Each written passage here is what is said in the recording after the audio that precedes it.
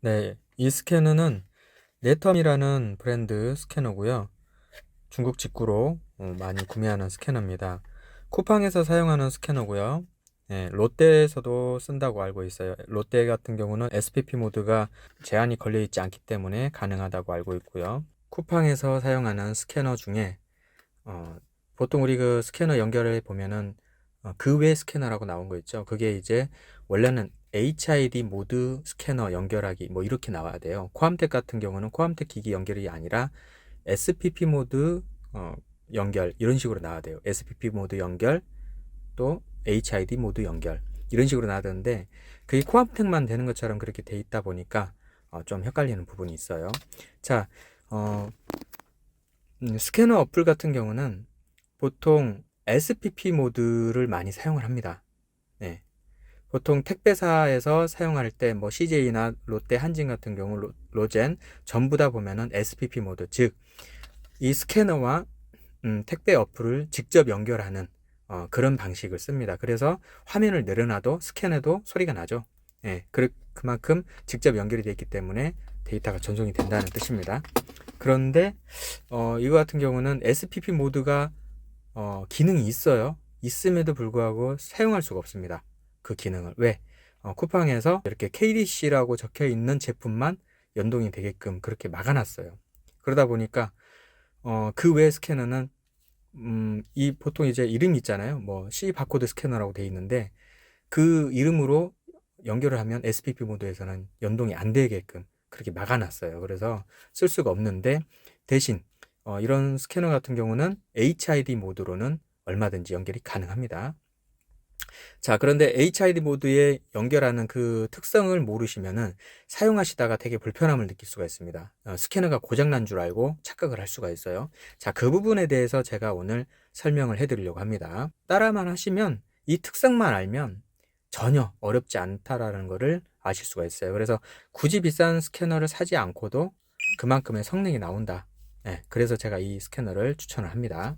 자, 두 가지가 있는데 하나는 연두색은 C740 1D 스캐너고요. 그 다음 노란색은 2D 스캐너 C750이라는 모델입니다. 둘 다 네텀사 거고요. 둘 다 잘 찍힙니다. 네. 자, 그리고 연결하는 방법을 알려드리도록 하겠습니다. 간단합니다. 보통 이제 우리가 받게 되면은 이런 박스로 이렇게 오는데 여기에가 설명서가 있어요. HID 모드 연결하는 페어링하는 그 바코드가 나옵니다. 그 바코드를 찍은 다음에 핸드폰에서 블루투스로 간단하게 잡아주면 돼요. 되게 간편합니다. 네, 그렇게 잡아준 다음에 바로 페어링만 연결하시면 돼요. 제가 연결해 놓은 게 이 스캐너인데 자, 오프에서 온으로 켜놓은 다음에 스캔 버튼 한번 눌러줘요. 처음 켜지는 소리, 그 다음번에는 페어링 해놨다면 이렇게 연결된 소리까지 해서 불이 이렇게 들어와 있습니다. 그럼 이 스캐너는 연결됐다는 뜻이에요. 보통 우리가 쿠팡 어플 보면 지도 탭이 있고 배송 목록 탭이 있고 뭐 검색 탭이 있고 밑에 이렇게 누를 수 있도록 돼 있잖아요. 그러면 거기에서 딱 두 군데는 됩니다. 어디냐면 지도 탭하고 배송 목록 탭에서 그 상태에서 그냥 바로 스캔하시면 돼요.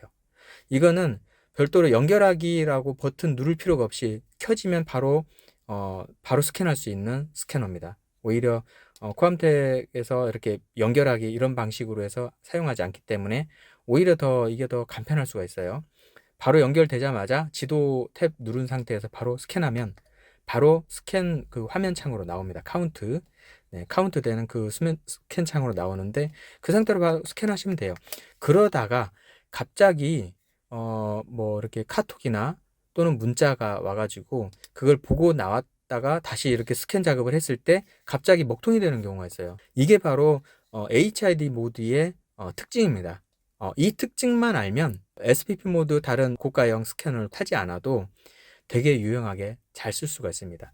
아주 간단합니다. 그건 어떻게 하냐면요. 보통 인터넷 창 하나 열어주시고요. 여기에 터치를 한번 해주신 다음에 보통은 이렇게 한글 자판으로 되어 있을 거예요. 한글 자판. 이 한글 자판을 영문 숫자 자판으로 바꿔주시면 돼요. 간단합니다. 자, 바뀌었죠? 네. 숫자도 있고 영문도 있는 영문 숫자 자판으로만 바꿔준 다음에 다시 쿠팡 어플을 들어가서 스캔만 하면 다시 정상적으로 또 됩니다. 즉 키보드 역할을 해주는 거예요. 이게 중간에서 스캔을 딱 찍을 때 바코드를 읽어요. 그 바코드 읽은 부분을 가지고 다시 키보드의 자판으로 쳐주는 겁니다. 아주 빠르게. 그런데 그 자판이 만약에 한글로 돼 있다, 숫자가 없는 한글 자판으로 돼 있다, 당연히 그게 깨져서 특수기호로 전송이 되겠죠. 당연히 깨진 언어로 전송이 되니까 어플에서는 인식이 실패했다고 나오는 겁니다. 그래서 그런 현상이 일어났을 때 찍었는데 분명히 스캔이 안 된다. 그러면 그때에만 방금처럼 인터넷 창을 열어서 바로 영문 숫자판으로 이렇게 자판만 바꿔주고 다시 어플에 들어가서 찍으면 된다. 정말 간단하죠. 이 사실만 알면 자, 해외에 있는 모든 스캐너 HID 모드로 전부 사용 가능합니다. 단 스캐너의 이 카메라 해상도가 굉장히 중요해요. 내가 당장 바빠요. 그래서 바로 찍어야 되는데 찍었더니 찍히질 않는 거예요. 인식이 안 돼. 그래서 계속 실패로만 나오는 거예요. 이게 자판이 바뀐 것도 아닌데도 그렇게 실패가 나올 수가 있어요. 그게 바로 스캐너 성능이에요. 스캐너에 들어가 있는 이 카메라 엔진, 그리고 바코드 읽어서 바로 그 부분을 인식해낼 수 있는, 그러니까 뭐냐면 좀 찌그러진 거, 구부러진 거, 좀 번진 것들, 그런 바코드를 빨리 읽어서 그거를 다시 정상적인 바코드로 코딩한다고 하나요? 스캐너의 성능이 거기서 결정됩니다. 그 부분만 잘 캐치를 하시고 사용하시면 굳이 비싼 스캐너 사실 필요 없다.